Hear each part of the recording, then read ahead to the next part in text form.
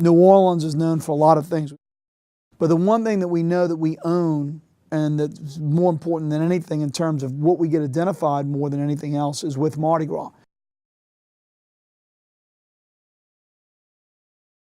In New Orleans, we have these themes, and each crew, each club or carnival organization will have anywhere from 15 floats to some parades have as many as 70 plus floats in the actual parade. And Endymion is not only is it the biggest crew in Mardi Gras, but it really, the floats in terms of the lighting and technology, it's the most forward-thinking, really, of all the parades in Mardi Gras.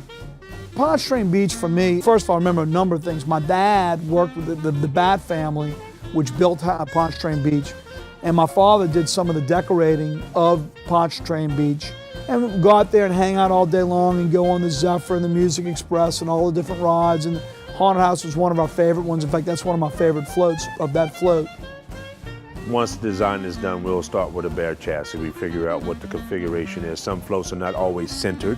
So if the top elevation is slightly askew to the right or front or back, then we have to make adjustments like that. Once all the carpentry is done, then you have your fit and finish items. There's a little light sanding.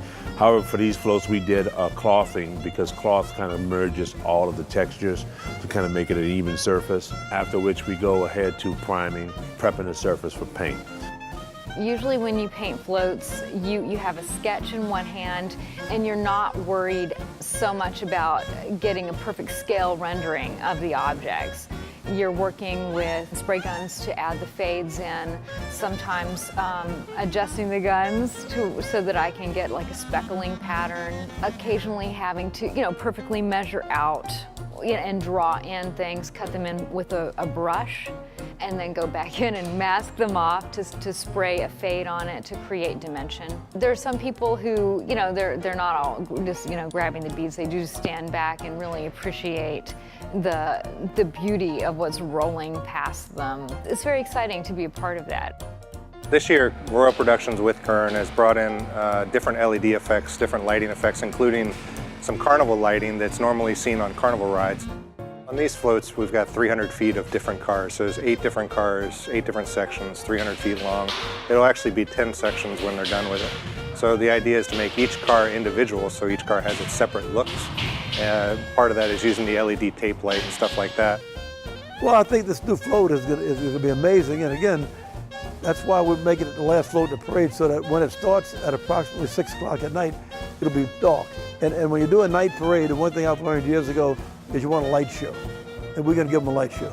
At the end of the day, I really had to take stock of what we're achieving here. It's a history in the making. It's going to set the standard for every super float to come after this, and probably never ever measure up unless Endymion outdoes itself with another concept, which I wholeheartedly hope to be a part of.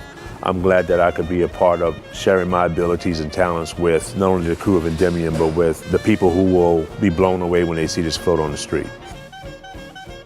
I know that what we do is important for the city. I know that what we do is important for the people and important for our culture. It's been a great thing for our family and our business and for the people that work here, because artists, they get a great sense of accomplishment knowing that their stuff is going on the streets, being seen by all these people, enjoyed by everyone. There's been a handful of floats that have been built in history where people just kind of stop and stand back and watch them and look at them.